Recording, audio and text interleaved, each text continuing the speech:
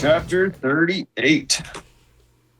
And it came to pass at that time that Judah went down from his brethren and turned in to a certain Adullamite, whose name was Hira. And Judah saw there a daughter of a certain Canaanite whose name was Shua, and he took her and went in unto her. Wow, that's descriptive. And she conceived and bare a son, and called his name And she conceived again and bare a son, and she called his name Onan.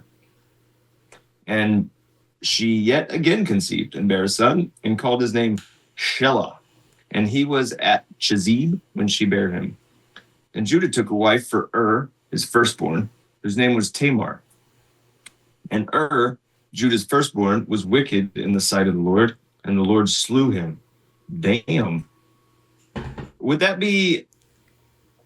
I see that it's uppercase, but the word Lord can mean many people. Does that mean God? Yeah, Lord means God in this context. Are we sure? Yes, yeah. Go on, keep reading, because there's a theme here. So yeah, it's God.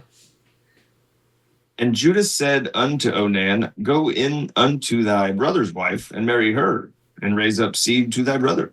And Onan knew that the seed should not be his. It came to pass, when he went in unto his brother's wife, that he spilled it on the ground, lest that he should give seed to his brother. And the thing which he did displeased the Lord, wherefore he slew him also. Then said Judah to Tamar, his daughter-in-law, wait, this is between a Canaanite and Judah. God wanted Canaan and Judah to breed. Wild. Yeah.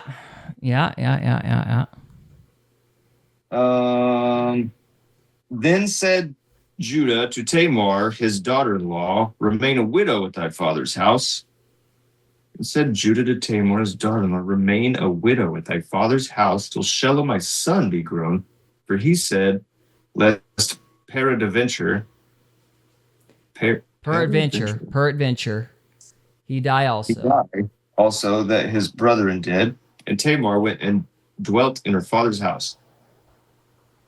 So, okay, I'm going to keep reading. And in process of time, the daughter of Shua, Judah's wife, died, and Judah was comforted, and went up into his sheep shearers to Timnath, he and his friend Hira the Adullamite. And it was told Tamar, saying, Behold, thy father-in-law goeth up to Timnath to shear his sheep. And she put her widow's garments off from her, and covered her with a veil, and wrapped herself, and sat in an open place, which is by the way to Timnath. For she saw that Shelah was grown, and she was not given unto him to wife. When Judah saw her, he thought her to be a harlot, because she had covered her face. And he turned unto her by the way, and said, Go to, I pray thee, let me come in unto thee. For he knew not that she was his daughter-in-law. And she said, What wilt thou give me, that thou mayest come in unto me? This is a weird story, man.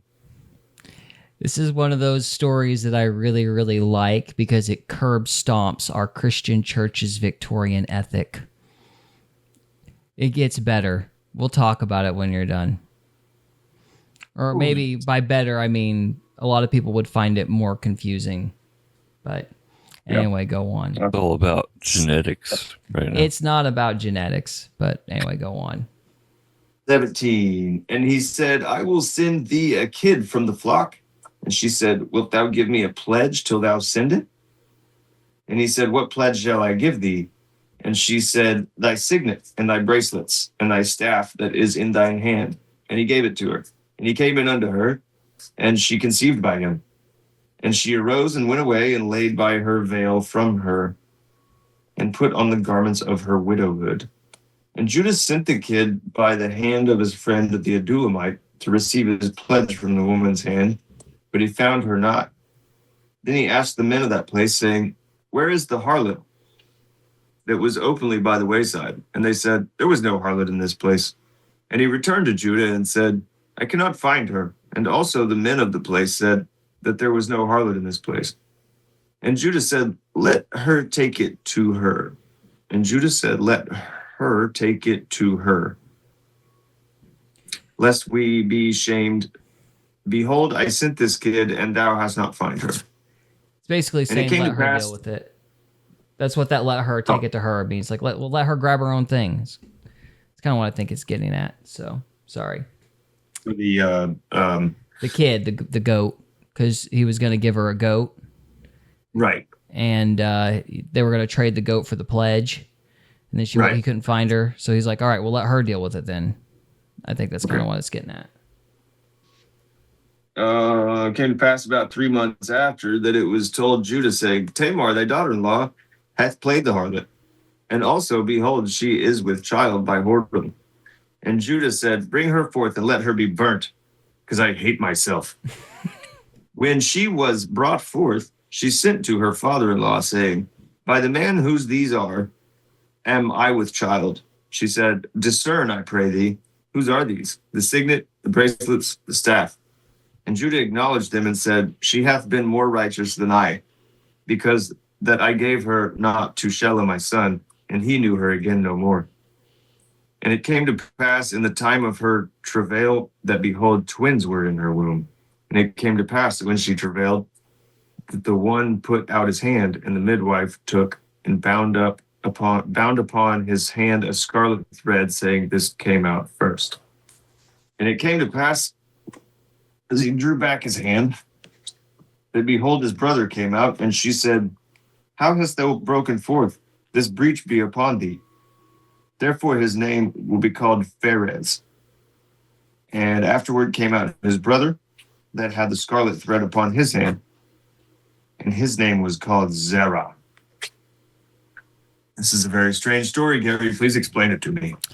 So back in the day when a brother died, it was the Jewish custom for another brother to have children in the dead brother's stead. So that was like a cultural thing. So basically, the older brother died, so he was given to the younger brother. The younger brother said, oh, sure, I'll do it. And then basically ejaculated out on the ground so she wouldn't get pregnant. And God got mad at that and killed him for that. Now, it's important to note, a lot of people use this scripture as it's called onanism. They basically say that because he spilled his seed, therefore it's immoral for men to spill their seed outside of the woman, let's say, or it's immoral for them to masturbate, like that kind of stuff. But that's not what it's getting at. The point of the story is he broke his vow. He said he was going to have children in his brother's name, and he didn't. Went against God's will. Yeah, he broke his word. And he lied to Tamar, he basically slept with her for the entertainment rather than doing what he said he was going to do. I think she loved her, and so she was wanting to have kids and to honor her former husband. Yeah. So he lied is the issue. And so that happened. And then Judah, seeing that 2 of his kids were dead, says he's going to give Tamar to the 3rd kid, doesn't. So Tamar tricks Judah into sleeping with her. And the rest. She basically calls him out. And so he can't really kill her because he's the one that slept with her. So she got to live and have the kids. And she made her point. And I like this story because Tamar is the good guy in the whole thing. And yet she did something immoral to get the good thing, quote unquote, accomplished, i.e. having children in her first husband's name. She's the more honorable one in the story. And I just find that... Yeah. I find that deeply satisfying given the Victorian sentiments of our day. So, only the church knows what morality is. Well, obviously, like the superficial reading, or like, it's not, I don't know what the word is. Basically, let's put it this way. You're not going to read this in Sunday school because we want to have this clean version of morality. You know what I mean? Yeah. And so it's like, this is just as much in the Bible as Joseph and his coat of pretty colors. Yeah. or many colors, But this is one of those morally complex things. How do you suss out what was right and wrong in that situation? How do you suss out a situation where Esther's basically being forced into this kind of perverted competition and God uses that for a good? And in the same way, Tamar does something that in normal circumstances would be immoral to honor her husband, which is counterintuitive. You stay loyal to your husband to honor him, but then she turns around and sleeps with another guy to have children in his name, which is honoring him. What's the right and wrong thing to do there? Like, how do you mesh this scripture with the rest of it? It's complicated. It's dicey. It's actually worth talking about, and nobody talks about it. So what makes right and wrong right and wrong? In short, this is an excellent example of there being a distinguishing difference between the letter of the law and the spirit of the law. In this case, honor was more important, or I think what the story is saying is honor is more important. The principle of honor is more important than the letter of the law, which is don't have relations outside of marriage. Does that make sense? Yeah. Agree, disagree? Yeah, I don't like defining morality as like a sore subject. Like I don't like if it's outside of God's will, it's not moral. Do you think there's distinctions between something like the letter of the law versus the spirit of the law?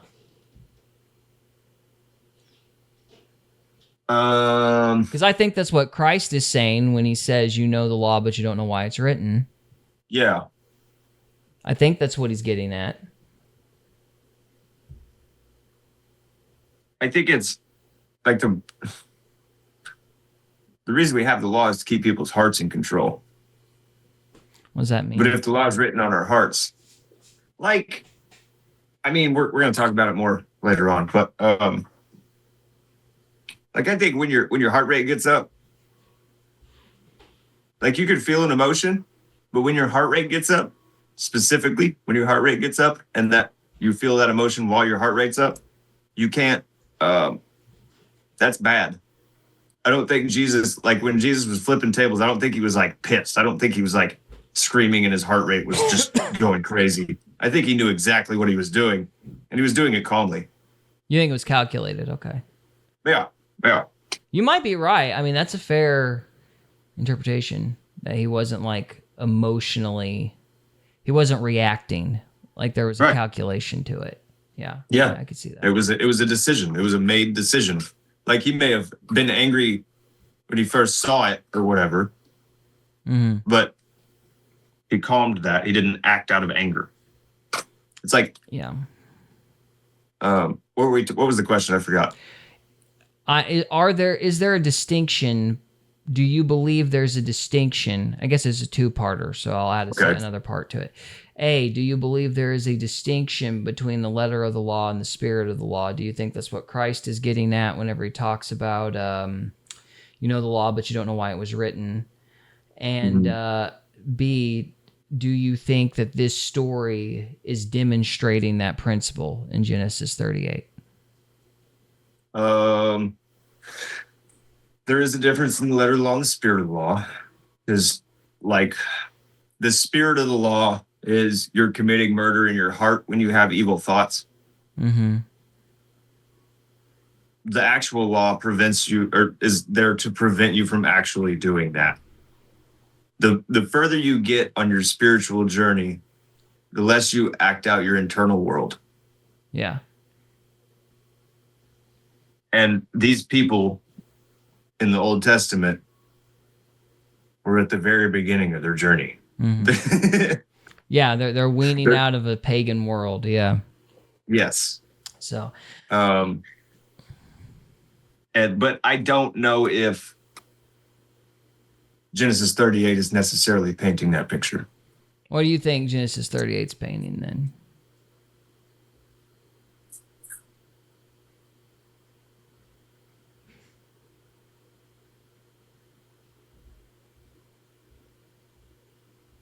I like what you said, like literally just that God can use even acts of I mean, some people could conceive what Tamar did as like vengeful almost. Like she just, you know, but God can still use that in a positive light. Like, I know what you're saying. I'm not sure I agree with it. But like a churchian wouldn't, they'd be like, oh, she's a hoe. Like, you know, yeah. I would never. Yeah. Right. But it's like God can use literally anything for good. So yeah. I think it's a good example to delineate the difference between the spirit of the law and the letter of the law, because the letter of the law is don't be a harlot. But why is somebody not supposed to be a harlot? It's to honor a marriage, right? To honor a covenant, to honor the husband, to honor the spouse. Her whole motivation is to honor her spouse by providing children for her first husband. So she's motivated by this. She breaks the law, but she's breaking the law in such a way, in the way that she does, because she's motivated by honoring her husband's memory. And so it's like, in a way, she's upholding I don't know if I agree with law. that. She's upholding the principle of the law, even though she's violating the letter of it, I guess, if that makes sense. First of all, does that make sense? Then we can discuss whether or not we're agreeing or disagreeing. Okay, so it makes sense, but you disagree. Why? I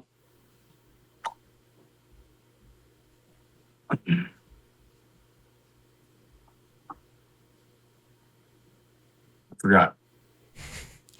Okay, well, while you remember it, Trevor, what do you think? I think you're right. Like, she made a promise, a covenant with her first husband, and she was just simply trying to do what she thought was right. Oh, I remember. Yes, Trevor. Right. So, like, when you are, I don't know if it was to honor her husband. Like when because your main goal in life is God first, not your spouse first. It's God first. So like God's will is what prevails. But God so if Tamar was like, sorry, go on. If Tamar was given these instructions by God somehow or another, okay. But I mean, as long as I think the whole point is to be true to yourself. When you stand in front of God, he's not going to be like, why didn't you honor this person? He's going to be like, why didn't you honor yourself? Like, do what you were supposed to do in my name. But God's the one who made the rule that says you're supposed to honor your husband. So wouldn't she be honoring God by honoring her husband?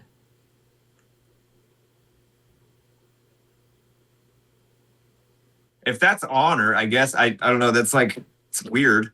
It's weird honor. It is weird, but that's why I like the story, because it kind of burns our presuppositions. It's like, okay, wait a minute. What's this story actually saying? Like, it's not clean. Like it's not simple. If God's will was for those twins to be born, like, then yeah, that's honor, I guess. Well, what if his will was just to honor her husband, though? And he was clearly being disrespected by Judah and his brother and his other brother. Like, nobody was respecting her for her first husband's memory because they wouldn't let her have a kid in her husband's name. And she was determined to have a child in her husband's name. So, doesn't Jesus say, let the dead bury the dead? Sure, but if that's part of the covenant, that, you know, if that's part of the culture and that's the norm and a way of respecting somebody, and part of your covenant, arguably, is to pass on that lineage, you know, in her mind, she's respecting her covenent by making sure she has children in her name. So, but at the same time, she does break the letter of the law. She plays the harlot. So, but Jesus did that too. He broke the letter of the law to prove a point to Pharisees that the spirit of the law was better. And this is, I think, the point that a lot of Victorian types, because I'm not going to say Puritans, because I don't think it comes from Puritan America. I think it's Victorian era attitudes. They don't seem to want to admit, in my opinion, that the letter of the law is secondary to the principles. Like God, the way I understand theology is that we do not believe in what would be called like divine command theory. That is to say that God arbitrarily makes up rules. We don't believe that he just makes stuff up, nor do we believe that there is a moral law outside of God and independent of him. Because if there was a moral law outside of God and independent of God, then that moral law, by necessity and definition, becomes God, because God is reacting to it, and therefore it's superior to God. So there can't be a moral law outside of God, because then God ceases to be God. But neither can God just be arbitrarily making up rules, because the morality has no foundation. And so the way C.S. Lewis describes it, and what I believe the traditional understanding of God has always been, is that the law is a description of God's nature. And so whatever the law at the time is, whatever the letter of the law at the time is, don't be a harlot, don't eat this, don't do that. Whatever the rule is, the rule and all rules in some measure are reflective of God's nature. In other words, there is a principle, there is an aspect of God's being and personality that is being described through that particular rule. Does that make sense?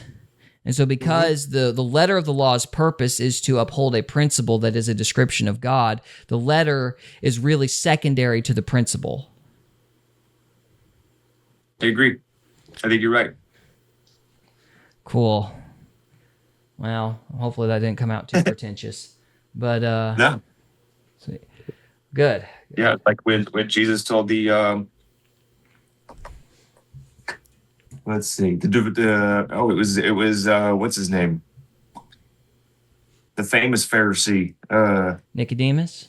Nicodemus. Yeah, he said Moses told us we could write a certificate of divorce for our wives, and he said that's because your hearts were hard. Yeah. Because they've been racing all the time. You got to slow that heart rate down. So, they were just emotional monkeys. But yeah, Jesus, in that story, he literally talks about the spirit of the law is more important. Mm-hmm. Yeah. So yeah, you're right. Okay. Well, do we have any other? That's kind of my main takeaway from this story. And I like it. I like this story. So yeah.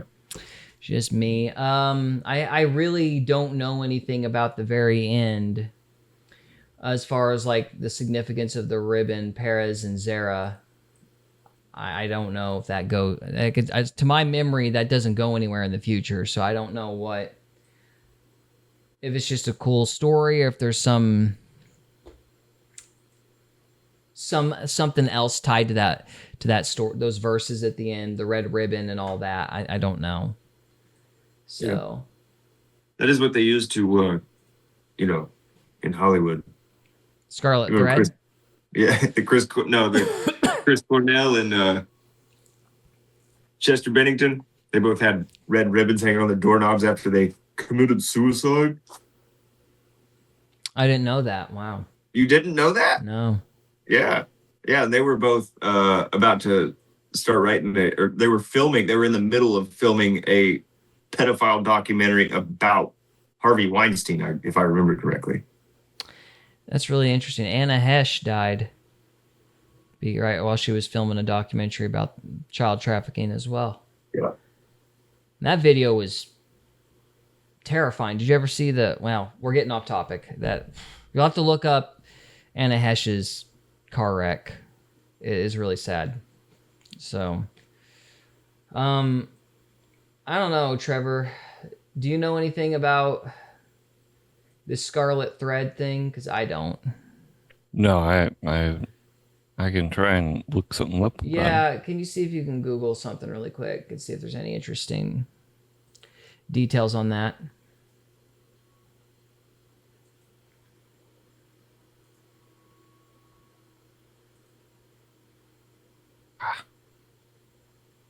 Come on.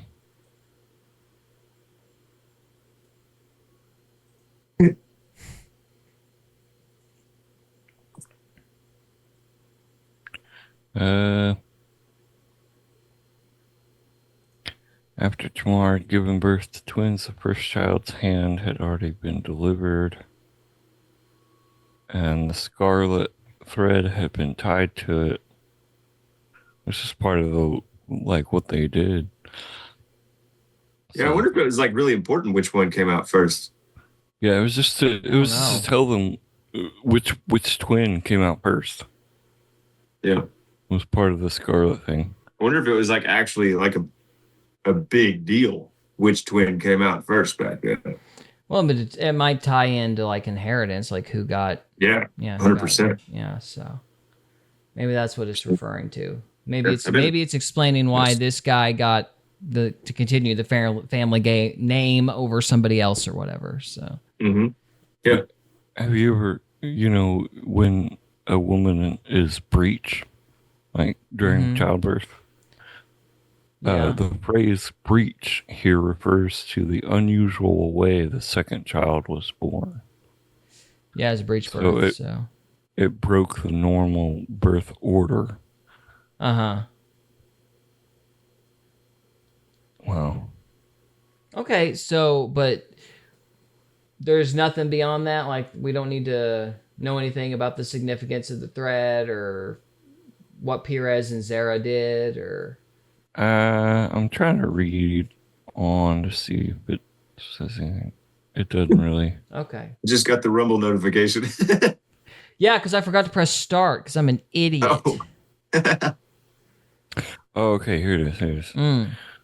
The birth of Perez and his twin brother Zerah is recorded in Genesis 38, and Perez would later become an ancestor of King David. Okay. And through him, Jesus Christ. Okay, so this is just mainly tied to the genealogies then. Okay. Yeah. Cool. All right. So this is why it was so important for her to do what she did. Yeah. Yeah. Well, there you go. Nice digging, Trevor. Very good, sir. Yes. All right. Well, we're going to wrap that up. I guess next week we'll move on to Genesis 39. We hope you enjoyed this episode of Faith, Fiction, and Folklore. If you did, we would love it if you would subscribe to us on YouTube or follow us on Rumble. We can also be found on X, Instagram, and Facebook. And we are available on Spotify, Apple Podcasts, Amazon Music, and iHeartRadio. Thank you again very much for listening, and we'll see you next time.